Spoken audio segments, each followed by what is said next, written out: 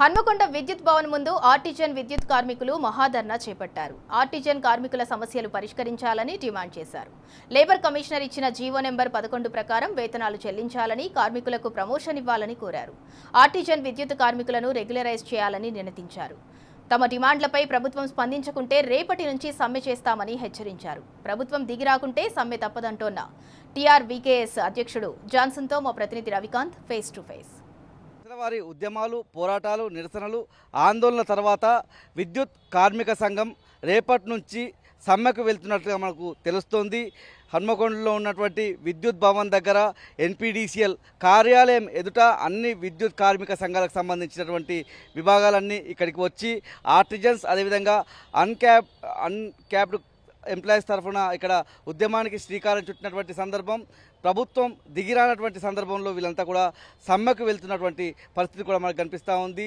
టీఆర్వీకేఎస్ అధ్యక్షులు జాన్సన్ మనతో పాటు ఉన్నారు. మనం మాట్లాడించే ప్రయత్నం చేద్దాం. సమ్మెకు వెళ్తున్నట్టుగా తెలుస్తుంది.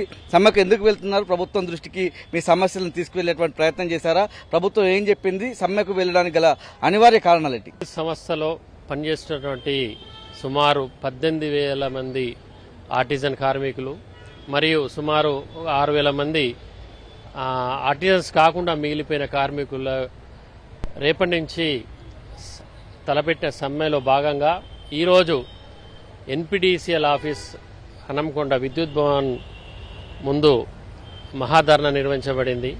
దానిలో భాగంగా మా టీఆర్వీకే సంఘం పరంగా మేము మొదటి నుంచి కూడా ఈ ఆర్టిజన్ వ్యవస్థ అయినా కానీ విలీన ప్రక్రియ అయినా కానీ కూడా మేము ఆర్టిజన్స్ సోదరులు వెంబడే మేము ఉన్నాం. ప్రతి విషయంలో అను మేము అటు మేనేజ్మెంట్ దృష్టికి, ప్రభుత్వం దృష్టికి, అప్పుడున్న ప్రభుత్వం దృష్టికి కావచ్చు, మేనేజ్మెంట్ దృష్టికి చాలా సమస్యలు మనం క్లియర్ చేసుకున్నాం. మరి ముఖ్యంగా మేజర్గా మిగిలిపోయింది ఏంటంటే ఆర్టిజన్స్ ఒక ఫ్యూచర్. వారు అప్పుడు విలీన ప్రక్రియలో ఆర్టిజన్స్గా 4 గ్రేడ్స్లో వాళ్ళు విలీన ప్రక్రియ జరిగింది. వారి తర్వాత ఫ్యూచర్ అనేది ఎక్కడ కూడా అటు స్టాండింగ్ ఆర్డర్ కావచ్చు లేదా మనకి ఇచ్చిన రకరకాల ఆర్డర్స్లో కావచ్చు, టీఓస్లో కూడా ఎక్కడ కూడా లేదు.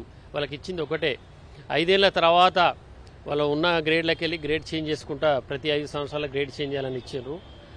అదే కాకుండా మేము ముఖ్యంగా అటు ప్రభుత్వాన్ని కావచ్చు, ఇప్పుడున్న ప్రభుత్వాన్ని కావచ్చు, మేనేజ్మెంట్కి కోరేది ఏంటంటే ఎవరు కూడా అటు ప్రభుత్వాన్ని కావచ్చు, మేనేజ్మెంట్ వ్యతిరేకం కాదు, బాధతోటి. ఎందుకంటే దగ్గర 8 ఏళ్ళు అవుతుంది వాళ్ళు విలీన ప్రక్రియ జరిగి. 18వ సంవత్సరంలో 2018లో విలీనమయ్యారు. అప్పటి నుంచి కూడా ఈ డిమాండ్లో ఉన్నది, ఎక్కడ కూడా అది సాల్వ్ అయితే లేదు. కాబట్టి ఈ వాళ్ళకున్న బాధతోటే వాళ్ళు అది వ్యక్తం చేస్తున్నారు తప్ప ఎక్కడ కూడా వ్యతిరేకంగా కాదు. ఒక ఎంప్లాయీకి ఒక వే అనేది ఉండాలి. ఇక్కడ ఇదేంటంటే వీళ్ళు దీనిలోనే స్టాగ్నేట్ అవుతారు. ఒక అవుట్ సోర్స్కి ఒక 20 ఏళ్ళు వాళ్ళు ఆల్రెడీ వాళ్ళు చాలా జీతంతో పనిచేశారు. తర్వాత ఇప్పుడు 8 ఏళ్ళు అవుతుంది, కానీ వాళ్ళకి ఎక్కడ కూడా ఒక డిపార్ట్మెంట్ పోస్ట్లో పోయే ఛాన్స్ ఇవ్వలేదు.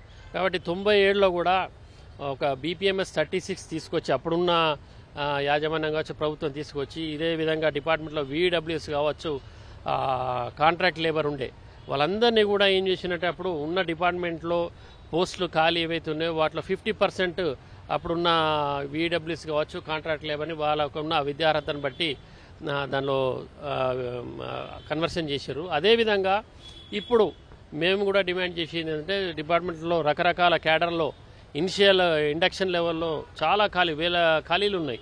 అదేవిధంగా నిరుద్యోగులకు కొన్ని రిక్రూట్మెంట్ చేసుకుని మిగతా ఎగ్జిస్టింగ్ ఎంప్లాయీస్ ఎవరైతే ఈ ఆర్టిజన్స్ ఉన్నారో లేదా అన్మ్యాన్డ్ కావచ్చు, ఇక రకరకాల మిగిలిపోయిన కార్యక్రమాలు అందరికీ కూడా ఒక అవకాశం ఇస్తే వాళ్ళకు కూడా ఒక జాబ్ సెక్యూరిటీ వస్తుందని చెప్పి నేను మనవి చేస్తున్నా. అన్మ్యాన్డ్ కార్మికులు ఉన్నారు ఇలా ఫీల్డ్లో, మన ఎన్పీడీసీఎల్, అది ముఖ్యంగా ఎన్పీడీసీలో అన్మ్యాన్డ్ కార్మికులు ఉన్నారు. అదే ఎస్పీడీసీఎల్లో వాళ్ళందరూ విలీనంలో ఆర్టిజన్స్ అయ్యారు అన్మ్యాన్డ్ కార్మికులు. ఇక్కడ వచ్చే వరకు విలీనం కాలేదు కొన్ని రీజన్స్ వల్ల. వాళ్ళు మొన్న రీసెంట్గా ఒక వారం కింద కూడా ఒక అన్మ్యాన్డ్ కార్మికుడు పోల్ నుంచి కింద పడి యాదవ్ సెక్షన్లో మరణించినాడు.